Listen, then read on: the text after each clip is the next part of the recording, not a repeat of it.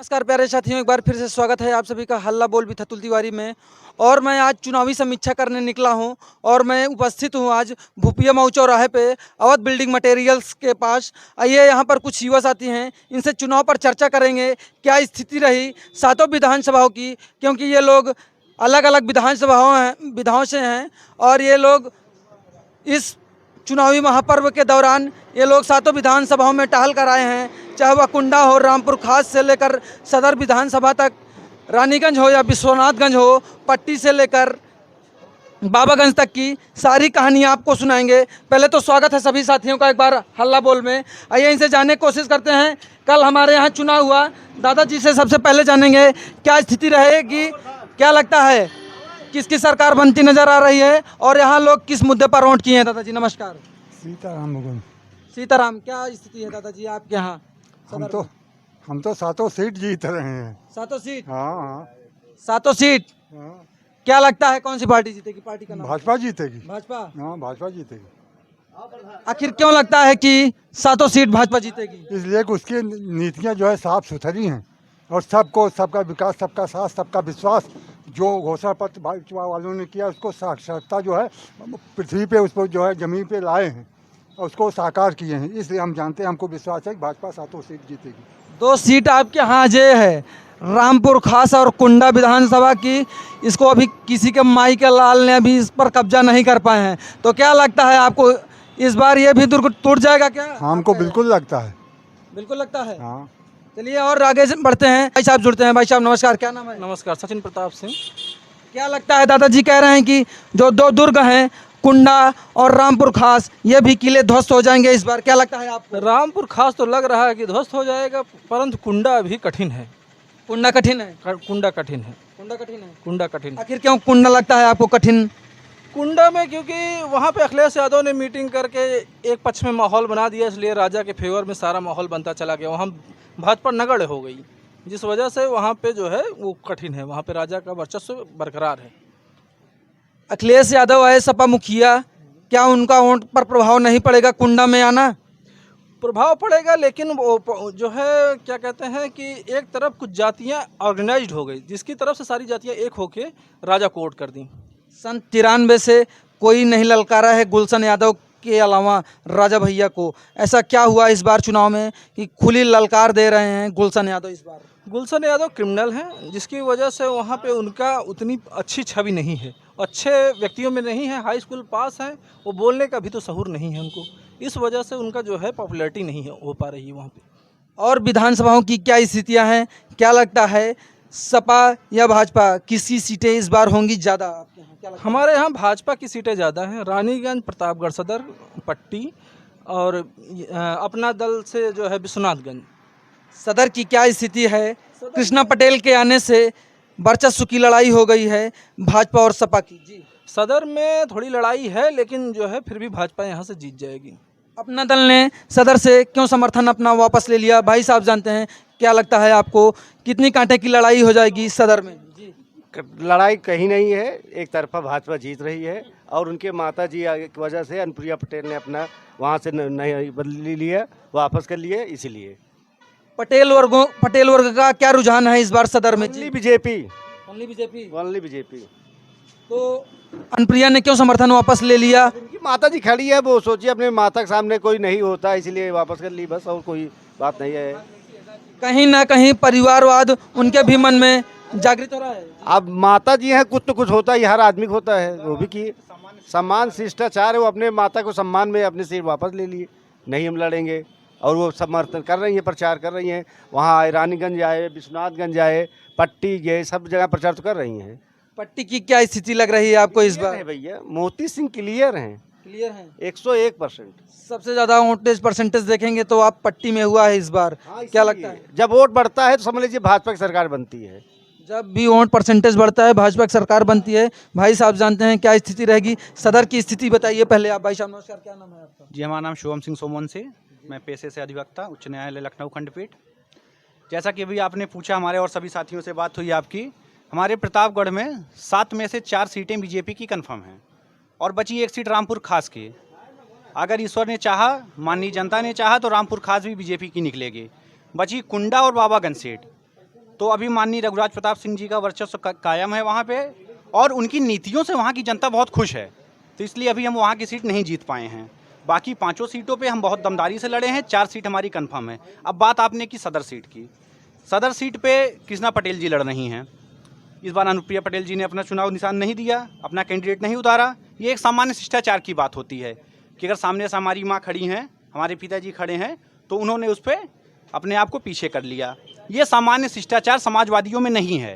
तो परिवारवाद का दोषारोपण क्यों करती है भाजपा और अपना दल समाजवादी पार्टी पे? हाँ, मैं आपको बताता हूँ, ये कहीं से भी परिवारवाद नहीं है। उनकी माता जी दूसरे दल से हैं, अनुप्रिया जी दूसरे दल से हैं। अनुप्रिया जी बीजेपी के साथ हैं, वो भाजपा के साथ हैं, वो हमारी नेता हैं। और कृष्णा पटेल जी समाजवादी पार्टी के साथ में हैं। तो जब परिवार उनका पहले से ही अलग अलग है, एक परिवार साथ में आया ही नहीं, तो ये तो सामान्य शिष्टाचार की बात है। हमारे यहाँ शिष्टाचार है, हमारे यहाँ नैतिकता है। उनके यहाँ सिर्फ और सिर्फ वंशवाद, परिवारवाद और उनके यहाँ अपराध को बढ़ावा दिया जाता है। ये सारी चीज़ें आप सपा में जाएंगे तो सपा वाले प्रश्रय देते हैं। भाजपा कुछ जमीनी कार्य होगा इस बार की नहीं? क्या लगता है, क्या स्थिति रहेगी कि पिछले साल की वो तरह पन्नों पर ही रह जाएगी बीजेपी सरकार? अब आप बताते हैं, जैसे अभी आपने कहा कि कुछ ज़मीनी कार्य होंगे कि नहीं, तो मैं आपको बता दूं कुछ नहीं, सिर्फ और सिर्फ ज़मीनी कार्य ही हुए हैं भाजपा सरकार में। आज आप ये हमारे सामने रोड देख रहे हैं, यहाँ से आप चले जाइए, पूरे प्रदेश में गांव के अंदर की रोडें अगर छोड़ दी जाए जहाँ पे व्यक्तिगत हितों का टकराव नहीं है आपस में, बाकी सारी रोडें, सारी सड़कें आपको एक साथ इतनी अच्छी मिलेंगी। इतनी अच्छी सड़क कभी कहीं पे नहीं बनी हुई थी। बेरोजगारी का मुद्दा बहुत बड़ा है भाई साहब। रोजगार का मुद्दा देख ले रहे हैं आप कि क्या स्थिति है सरकार की, और महंगाई से आम जनता की जो है कमर टूट चुकी है पूरी तरह। काफ़ी ज़्यादा लोग परेशान हैं। 5 किलो राशन मिलता है, इससे भी कुछ लाभ तो हुआ है, लेकिन महंगाई से बहुत ज़्यादा लोग परेशान हैं। क्या कहना चाहेंगे इस पर आप? अब मैं बेरोजगारी के मुद्दे पे आता हूँ। जैसा कि आपने बताया है, आप कह रहे हैं कि पिछले 5 साल में बेरोजगारी बढ़ी है, लेकिन जनता इस ओर निगाह नहीं करती है कि पिछली 5 सालों में हमारी बर्थ रेट क्या रही है। एक होता है शिशु जन्म दर। शिशु जन्म दर के हिसाब से अगर हम आप देखेंगे तो हर साल यहाँ पे पता चलता है 10 से 20 लाख लोग बच्चे पैदा होते हैं। जिस तरीके से हमारी जनसंख्या बढ़ रही है, जिस अनुपात में, उस अनुपात में हमारे पास रोजगार उपलब्ध है, और हमारे माननीय मुख्यमंत्री जी ने उस अनुपात से ज़्यादा हमें रोजगार उपलब्ध कराया है और पूरी पारदर्शिता के साथ उपलब्ध कराया है। इसलिए ये जो लोग ढिंढोरा पीट रहे हैं, जैसा कि प्रयाग में भी हुआ है, कुछ प्रयागराज में भी लाठीचार्ज भी हुआ युवाओं के ऊपर। मैं उसी पे आ रहा था। प्रयागराज में लाठीचार्ज हुई है, और आपने देखा होगा प्रयागराज में जब लाठीचार्ज हुई है, तो लाठीचार्ज होने के बाद वहाँ पे जो 2-3 अपराधी उसको इंस्टिगेट करने के लिए जो पकड़े गए, जिन्होंने उत्प्रेरक का काम किया था, उसमें कुछ अराजक दल थे, कुछ समाजवादी पार्टी के छात्र यूनियन महासभा के सदस्य थे, उसमें कुछ उनके साथ के लोग थे, जिन्होंने उसको सुनियोजित ढंग से वहाँ पे फैलाया था, और वहाँ पे इतनी अराजकता फैला दी कि हमारी प्रशासन को उनके ऊपर लाठी चलानी पड़ी और लाठियाँ भाजनी पड़ी। हमारे साथ के जितने मित्र हैं, हमारे छोटे भाई हैं, सब प्रयाग ही रहते हैं। मैं भी प्रयाग ही रहता था। हमने भी वहाँ से तैयारी करी है प्रतियोगी परीक्षाओं की। लेकिन हम जो पढ़ने वाले छात्र होते हैं, वो कभी जाके धरना नहीं देते थे वहाँ। वो अपने कमरे में बंद बैठ के पुस्तक के साथ अध्ययन किया करते थे। ये पहली बात हुई आपकी बेरोजगारी पे। प्रतापगढ़ में क्या हुआ विगत 5 वर्ष? हाँ, विगत 5 वर्षों में अगर आप यहाँ प्रतापगढ़ में आएंगे तो हमारी रोडें बहुत अच्छी हुई हैं, हमें बिजली की सुविधा बहुत अच्छी मिली है। पिछली सरकार में हमें पालियों के हिसाब से बिजली मिलती थी, 1 हफ्ता पाली दिन में, 1 हफ्ता रात में। ऐसे कब की बात कर रहे हैं आप? कब की बात? मैं 12 से 17 समाजवादी पार्टी की बात कर रहा हूँ। 12 से 17 16 घंटे लाइट रहती थी भाई साहब। 16 घंटे। अब आप, हमें नहीं समझ में आ रहा है आप कहाँ से आके बात कर रहे हैं। हमारे पड़ोस में 1 किलोमीटर पावर हाउस है। हम लोग को डेली 2-4 होना पड़ता था इन समस्याओं से। जो वो सारी समस्याएं पिछले 5 वर्षों से कोविड जैसी महामारी आने के बावजूद हमारे लोगों को इन समस्याओं से 2-4 नहीं होना पड़ा है। ये सारी समस्याओं का निदान मुख्यमंत्री जी ने बहुत ही अच्छी तरीके से किया है। हमारे सारे मित्र, जितने हमारे इंजीनियर मित्र हैं, जो बाहर से आके घर पे बैठ के वर्क फ्रॉम होम कर ले रहे हैं, अब आप ये समझिए, उन्हें नेट की इतनी अच्छी सुविधा मिल जा रही है, बिजली की इतनी अच्छी सुविधा मिल जा रही है कि वर्क फ्रॉम होम कर ले रहे हैं। अब इससे ज़्यादा मुझे नहीं लगता है कि कुछ बताने की आवश्यकता है। जी भाई साहब, जानेंगे कि महंगाई की क्या स्थिति है। क्या लगता है आप, महंगाई से आम आदमी परेशान है कि नहीं? जी, क्या लगता है? बिल्कुल नहीं परेशान है महंगाई से आम आदमी। मैं जहाँ जहाँ गया हूँ वहाँ लोग रोजगार से और महंगाई से काफ़ी ज़्यादा परेशान हैं, और योगी जी के साण से तो बहुत ज़्यादा परेशान है। क्या लगता है? कोरोना आने के बाद से महंगाई दर में वृद्धि हुई है, वो हर एक देशों में हुई है, भारत के लिए कोई नया नहीं है, और इसको हर एक गरीब को, हर एक अमीर को झेलना है। तो ये कोई प्रश्न ही नहीं है कि महंगाई है देश में। कोरोना था, लोग यहाँ अपनी मौत और ज़िंदगी के बीच में लड़ाई लड़ रहे थे। लोगों में जो है एक दूसरे से मिलने का जो शिष्टाचार की भेंट थी वो भी समाप्त हो गई थी। तो इस स्थिति में महंगाई कोई मुद्दा नहीं है, उस पर सरकारों ने इतना बोझ अपने ऊपर खुद लिया, तब जाकर महंगाई प्रदेश और देश में इस स्तर पर है। अन्यथा और देशों में यही पेट्रोल, यही डीजल, यही चीनी, यही दाल, यही रिफाइंड, यही सरसों का तेल हज़ारों में पहुंच गया। तो उस हिसाब से देखा जाए तो महंगा अभी ये शिक्षा की बात करते हैं। शिक्षा पे सरकार अभी 18% टैक्स लगा दी है, पहले 12% हुआ करता था, ये 18%। शिक्षा की स्थिति आप देख रहे हैं, फिर भी 18% टैक्स डाल दिया जा रहा है। क्या कहना चाहेंगे, सरकार को इसमें कमियां करनी चाहिए या टैक्स और बढ़ाना चाहिए? जी। ऐसा है कि कोरोना आने की वजह से देश में सारी चीज़ें बिल्कुल बदल गई हैं। टैक्स चाहे पेट्रोल वृद्धि का हो, चाहे डीजल वृद्धि पे हो, चाहे कपड़ा पे हो, चाहे सोना पे हो, चाहे जवाहरात पे हो, हर चीज़ पे जो कुछ भी है ये सब कोरोना की वजह से है। सरकार की झोली में कुछ नहीं जाना है। योगी आदित्यनाथ जी गोरखपुर के सांसद हुआ करते थे, आज वो अपनी मेहनत और अपने कार्यशैली से लखनऊ में मुख्यमंत्री के पद पे पीठासीन है। ठीक, तो उनको कुछ नहीं चाहिए। जैसे कि सैफई परिवार में होता आया है या मायावती के शासनकाल में होता आया है, उनको अपने पार्टी का फंड भरना था, उनको अपना फंड भरना था, अपने भतीजे का फंड भरना था। सैफई परिवार में अपने चाचा का, अपने चाची का, अपने भाई का, अपने पिताजी का, सारे का खाता मेंटेन करना था। तो ऐसा कुछ योगी जी की सरकार में नहीं है। मोदी जी कहते थे दादाजी कि आम आदमी एरोप्लेन से उड़ेगा। आज पेट्रोल इतना महंगा हो चुका है कि आम आदमी बाइक से नहीं चल पा रहा है। क्या कहना चाहेंगे, क्या सच्चाई है? जी, जब ज़्यादा गाड़ी होगी, जनता ज़्यादा हो जाएंगे तो हर चीज़ महंगा होगा। जैसा जनता बढ़ेगी उतनी महंगाई बढ़ती जाएगी। और साढ़ जो आप पूछ रहे थे, किसकी कमी है? साढ़ जानवर मोदी जी आए थे कि योगी? हम दिए आए थे ना। छोड़ा कौन है? हमें किसान ने दिया है, किसान ने छोड़ा है। तो गलती किसकी है? मोदी योगी की। गलती उनकी नहीं है। वो आदेश दें कि साढ़ काट दें, काहे का आदेश दें हत्या ले लें। गलती किसान की है। किसान साढ़ गाय भैंस जिलाता है, वही छोड़ता है। वहाँ उसका मुद्दा साढ़ मोदी योगी नहीं है। हम ही जिलाते हैं, हमारा नुकसान करेगा, हम ही छोड़ें।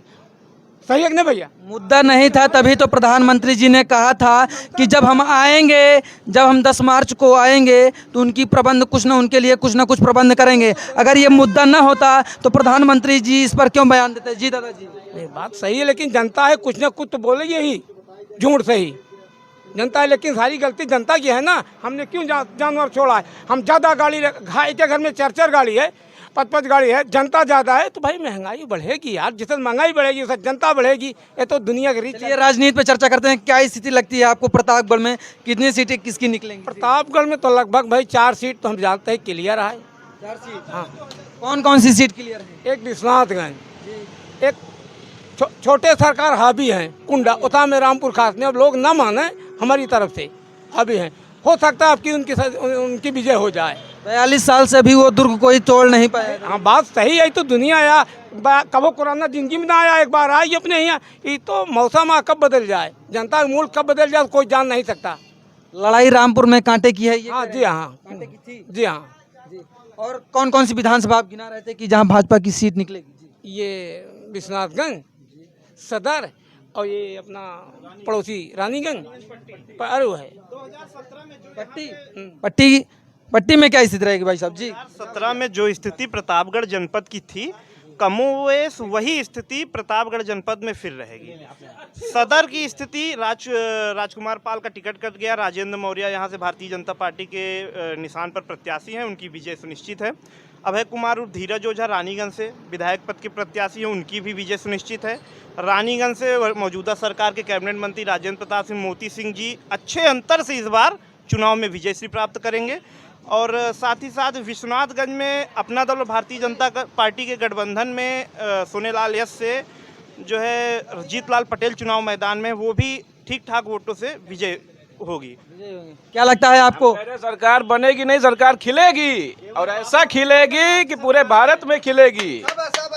आप इस बात को लिख लीजिए और रख लीजिए।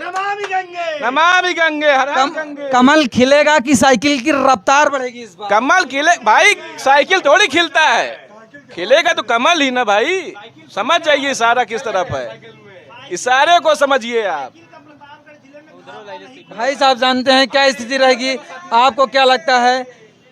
सातों विधानसभाओं में कितनी सीट किसकी निकलती नजर आ रही है? आप भाई साहब घूम 2 सीटों को हटा दिया जाए पुराने कई बार की तरह, तो इस बार भी हम बीजेपी पूर्ण बहुमत के साथ प्रतापगढ़ के साथ साथ पूरे उत्तर प्रदेश में आ रही है। और ये हमारा आपका संबंध है और बीजेपी को सहयोग करें और बीजेपी को अच्छे वोटों से हम लोगों ने जिताया है। फिर से बाबा आ रहे हैं और जैसे जैसे सरकार बनती जा रही है, बाबा भावी प्रधानमंत्री पद के उम्मीदवार हैं। भविष्य के वो प्रधानमंत्री बनेंगे और हमारे आपके सहयोग से ही बनेंगे। कल की वोटिंग को देखते हुए क्या लग रहा है, योगी जी कितनी सीटों के पार जाएंगे इस बार? इस बार भी 300 पार। जय भाजपा तय भाजपा। जय भाजपा तय भाजपा। चलिए, आप सभी युवा साथियों से बात करके अच्छा लगा। आज के लिए बस इतना ही। जय हिंद, जय भारत। कैमरामैन सचिन सिंह के साथ।